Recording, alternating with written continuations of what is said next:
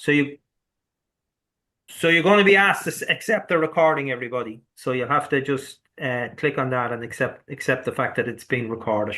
So you're all very welcome along to this webinar this evening. My name is Noel O'Neill. I'm a director of the Ayurveda Centre. I'm looking at a lot of the participants here that I recognize them. I know who they are. I also see some names that I'm not over familiar with. So you're all very welcome along to this webinar on Ayurveda and aging. So for those of you that don't know what Ayurveda is, I'm sure most people do, but just for some of the new people, it's made up of two words. Veda means knowledge. So Vedic knowledge is one of the oldest traditions of knowledge in the world, and Aryu means lifespan. So Ayurveda means the knowledge of lifespan. So it's reckoned to be one of the oldest traditions of healthcare in the world.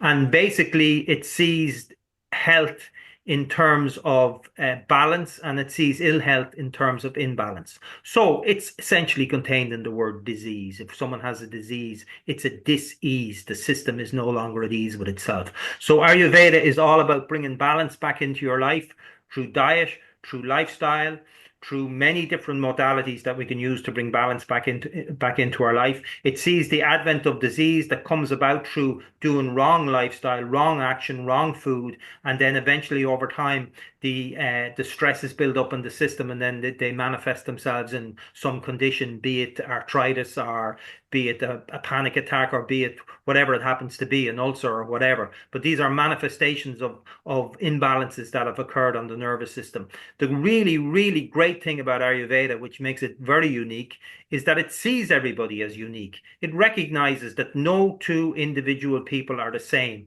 and people have different characteristics and they have different traits. Some people are very quick to learn things. Some people take longer to learn things. Some people have a very sharp digestion. Some people have a very sluggish digestion. Some people are very prone to getting angry very quickly. Some people have a far more benign temperament and a more placid temperament. So we're all different, and what affects one person or what's good for one person is not necessarily what's good for another person. And I'm going to come back to this a little bit at the end of the talk. So Ayurveda uses body types to determine people's nature, and Vata, Pitta, Kapha are three of the main body types that we talk about. But for new people, I don't want to overload you with new terminology, but I will come back to it where you can find out much more about it.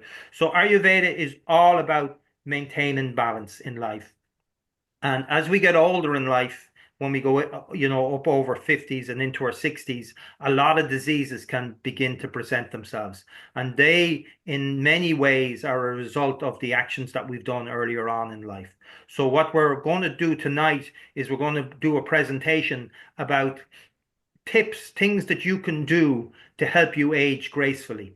And maybe some of you are on the call and you're thinking, well, maybe it's a bit late for me. And maybe you haven't aged so gracefully. But there's always things we can do. The great thing about Ayurveda is even though it's preventative, it's mainly a prevention orientated system of healthcare. It's also curative. So even if someone has a disease at this stage, there are still things that we can do to help to bring that back or to ease the symptoms of that. So don't worry about it. If you do have problems, these tips will still apply to you. So we have two great Ayurvedic doctors on with us this evening. And the first doctor that's going to do his presentation or going to talk to us is Dr. Donn Brennan. So Dr. Donn is quite famous. Dr. Donn is a medical doctor. He studied medicine in UCD. And then he practiced as a doctor in Ireland. He was actually up in Derry during the Troubles, so he, would have seen quite a lot of things in there with his practice, and he practiced as a family GP as well. However, very early on in his career, in his medical career, he found Ayurveda. He found it because he had in college learned transcendental meditation, a system of meditation introduced by Maharishi Mahesh Yogi. And then Maharishi went on to start to reformulate Ayurveda around the world. And Donn became very interested in it. He saw the power of it to cure people and to help people. And that's what he decided to spend his career doing. So for the last 40 years or so, he has lectured and done consultations and been involved with the media and been a huge proponent for Ayurvedic medicine. I would say at this stage he's probably the most highly recognized or highly qualified Western trained Ayurvedic doctor in Europe or nearly in the world at this stage with the amount of experience that he has. So we're going to hand over to Dr. Brennan. I'll introduce Dr. Rajvinder a little bit later on when Dr. Brennan has finished his presentation. So Donn, if you want to tell us a little bit about your perspective on aging and the Ayurvedic perspective on aging as well. Lovely. Thanks, Noel. Thank you very much. And it's lovely to look at all the people, many old friends here, and some who could speak more eloquently about aging than I, because I know them to be in their 80s and 90s and um, still looking for youthfulness as they should at this age. Um, and it's partly why they're thriving, because they have that perspective and attitude. I think it is very, very wise to take an interest in your health and to be determined to create more health. I think we have nowadays a reality of two great paradigms.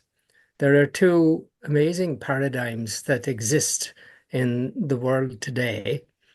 And one, of course, is the materialistic paradigm, which has given us our materialistic sciences and the basis of our modern medicine. And we can see our whole physiology is an amazing ecosystem, if you like. There is so many parts and interactions happening every second in our bodies. It's like just so immensely complicated. It's amazing that medicine has come to grips to such an extent with it. Every single action within the body is connected with thousands of others, and the um, the alteration of one will have rebound effects throughout the whole physiology. All the other interactions will balance up to try and keep an overall holistic state of functioning that in medicine is called um, uh, just homeostasis. And so homeostasis is basically what Noel was suggesting there, the sense of balance and overall balance. At our increasing age, we become more aware of the reality of a life that has thrown our balance out at times.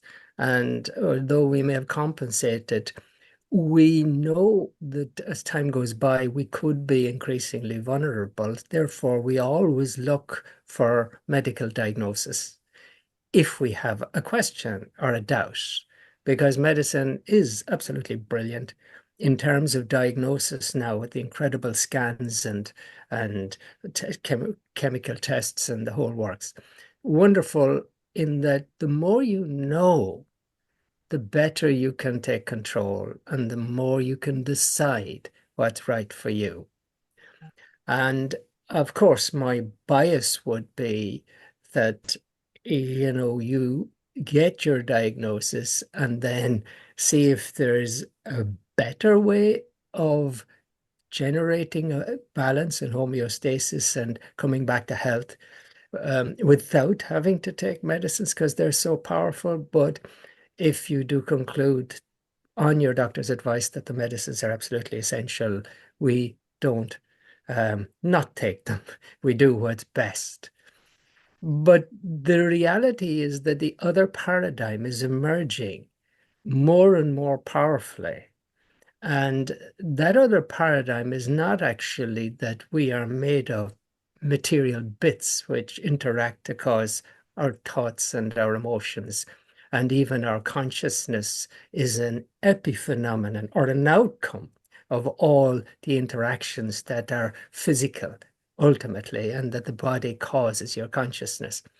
Whereas that has been and still is, to a large extent, the bias of science.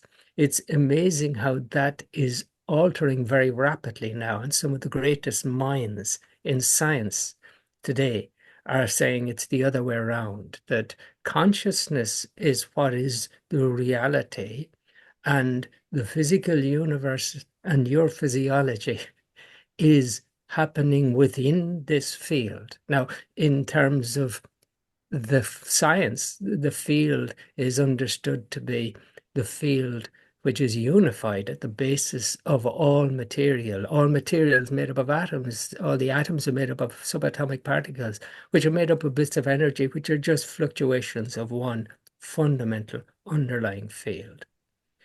So when we start from the top, the physical approach, and try to bring a balance, we are balancing so many innumerable interactions and phenomena. It's highly complicated and very difficult. But if we see that every part of every atom is arising from that field at the basis of life, which is truly our intimate own nature, then it becomes very much simplified in order to create a balance. Because if everything is arising out of one fundamental field, then if we can work from that one fundamental field, we can bring that influence of integration, of harmony and wholeness more powerfully into our lives. So you have your body. Your body is the outcome of all this incredible intelligence within you, which you think of as mind, which has gathered all the molecules from the food and the air and generated a structure to operate through. And this intelligence, your mind, has a source. And it's like an ocean, which is very busy on the surface. Your mind is always busy, busy, busy, thoughts, thoughts, thoughts. But like an ocean, there is a silent depth. And that stillness of silent inner wakefulness is an experience available to everybody through the simple transcendental meditation technique, where the mind is allowed to come to rest. And in that rest, to awaken. And that wakefulness, that inner awareness, that holistic pure field of consciousness that grows with experience. Every time you dip into that, you bring an experience of wholeness, of integration to the whole physiology. And that's why people who do TM measure younger on their physiological age, all the measures of physiological aging. They're younger than their birth cert. And it's also in terms of the whole uh, genetics, that genes that are healthy are switched on, genes that can contribute to wear and tear and inflammation are switching off through regular practice of TM, and the telomeres, which are the ends of your DNA, and the longer they are, the more length of life you have in that DNA, they're longer when you're meditating. So there are many indications that regularly doing transcendental meditation is a rejuvenating strategy that promotes your longevity and your general health. People doing it end up in hospitals less often, significantly less often, over all diseases, except, it's not a disease except for pregnancy and having babies. So other than that, you end up in hospital less. So I just wanted to bring out from the fundamentals of Ayurveda what's the most basic and profound approach to your health is to transcend. And the next level up is our finest feelings. You're very, very profound in your feelings. Your feelings are far more deep and profound, and they're by far the first aspects of your nervous system to develop as a baby. It's to do with emotion. So your emotions are terribly important, and this is why we know your social connections, your friends, your family, even to have a pet. I heard in the radio that a piece of research recently was that if you have a pet, it's equivalent to a 70,000 increased salary per year in the joy it brings you. So, so tend to your emotions, your social life, and that is very significant. Particularly heart is huge um, problem in nowadays in terms of a major killer. But heart disease, Ayurveda would see the heart as the organ of feeling. So, and now we know, people with depression will have higher incidences of disease. So the best strategy, other than transcending, I would say to you for keeping young is enjoy your life. Joy, laughter.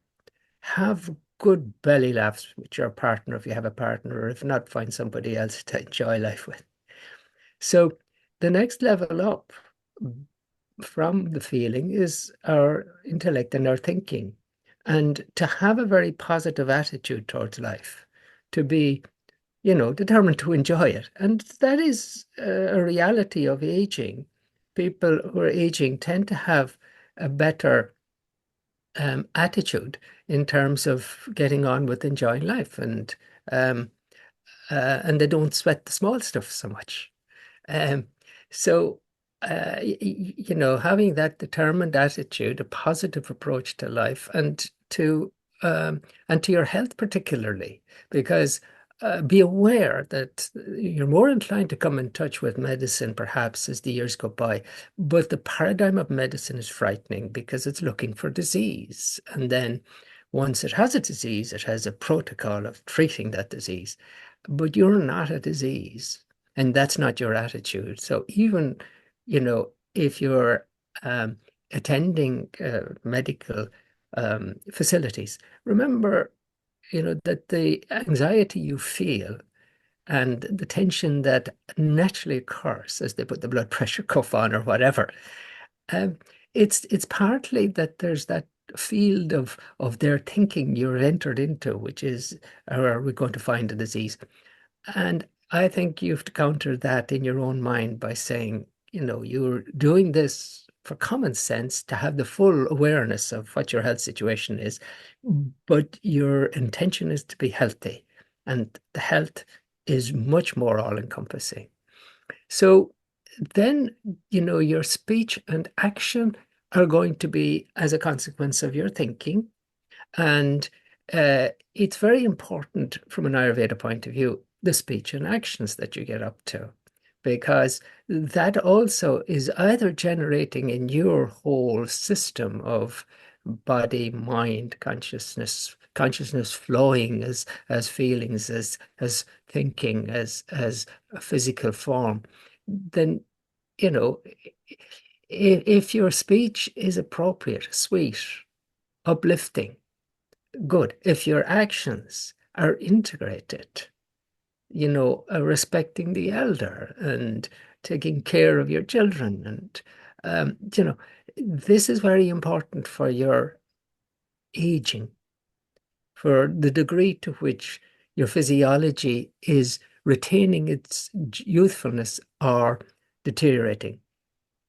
If you go against your grain, against what's natural to you, and that's why the simple system of Ayurveda, starting with just one fundamental of consciousness and then three fundamental dynamics that describe your nature and that describe all your interactions with your environment and how to keep a balance.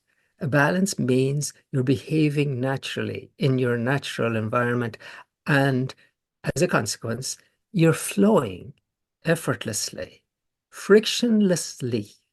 Whereas if you're going against your grain at any level of feeling or thinking or physically eating the wrong stuff, eating, dead food, uh, or your behaviors, or your environment itself, if it's toxic.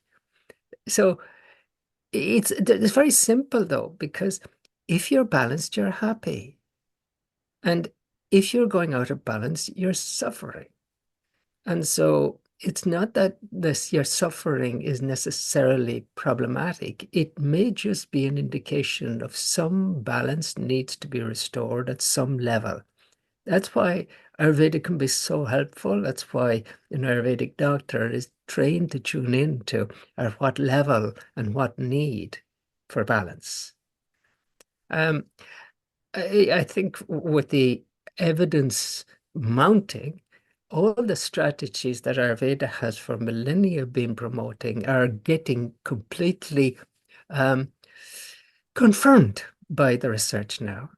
And one thing is exercise is very, very, very good for your aging, not straining. And that's why knowing your nature in terms of what Rajvendra will be talking about and choosing the appropriate pitch and level of exercise, but exercise for strength and exercise for fitness and exercise for flexibility. That's yoga is brilliant for that. Tai Chi is good for that. Exercise for balance. Those things to keep in mind because, your 40-minute walk 5 times a week keeps up your fitness.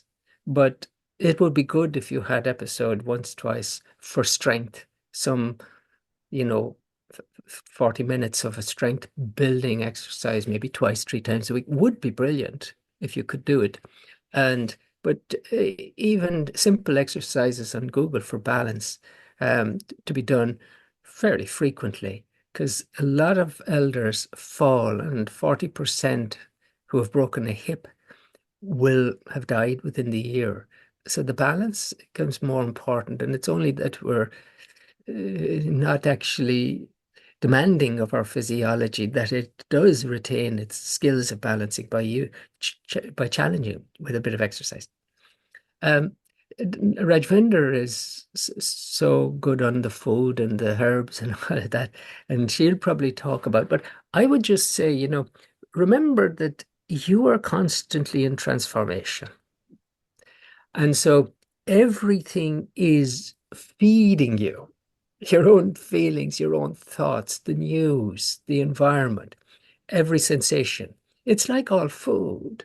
And your whole process of transformation of this is like an expanded digestion metabolism.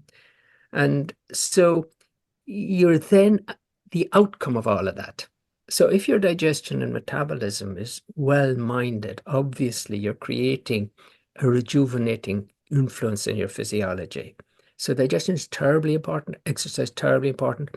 And another thing Ayurveda goes into the qualities of life. And we get older, we get dried up, we dry up.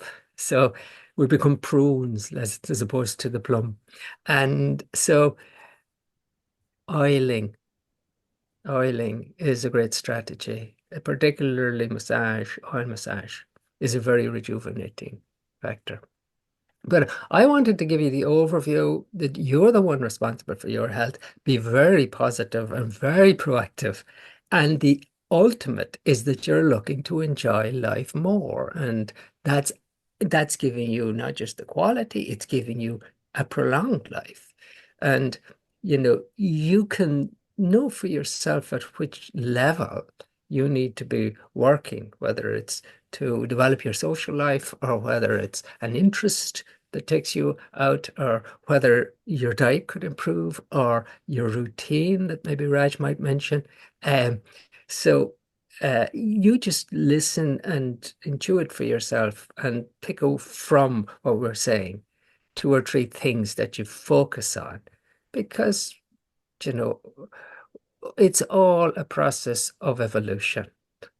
And we want in this phase of life to be evolving. And this phase is more about an awakening, a spiritual, joyful, loving presence that we're becoming as elders.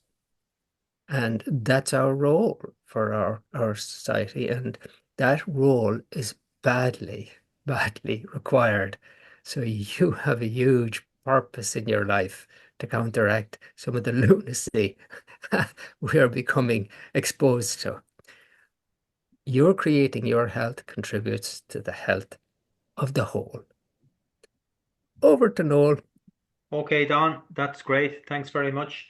So there's a few points that I picked up there. Definitely to have a meditation technique. I mean, your particular one is transcendental meditation, and I'd say my particular one is TM as well. But there are other techniques as well. But something that allows you to still your mind. is a great thing to be able to do. And I think all of the other things in life, making all the other positive choices, they come really if you can get that stillness, then you're in a better place to start making better decisions. Because as we know, the more stressed we are, the less our decision making isn't great. When we're very stressed, we're thinking from the back part of the brain, you know. So that's kind of fight or flight. It's very reactive type of thinking. So we reach for the cigarettes, we reach for the alcohol, we start arguing with people, we eat the bad food, we go for the chocolate, whatever it happens to be. But when we're less stressed, then we're thinking from the front part of the brain, the frontal cortex, which is really what makes us human. And then we're making more rational decisions. We're considering things and we're coming at things in a much more rational way, you know. So definitely a meditation technique, and also I think that the or even prayer, even a religious technique as well can be. I think has been shown to be very beneficial. And then I think the exercise point you made is vital, really. Uh, and it doesn't have to be strenuous exercise. Just walking it can be enough for a lot of people. But just to get out in nature, nature itself is incredibly curative. So just to get out in nature and go for a walk, and especially in Ireland at the moment, because the weather is just stunningly beautiful, you know. So everybody should try to get out every day if they can and walk for at least a half an hour. And if you're fitter, then walk for even longer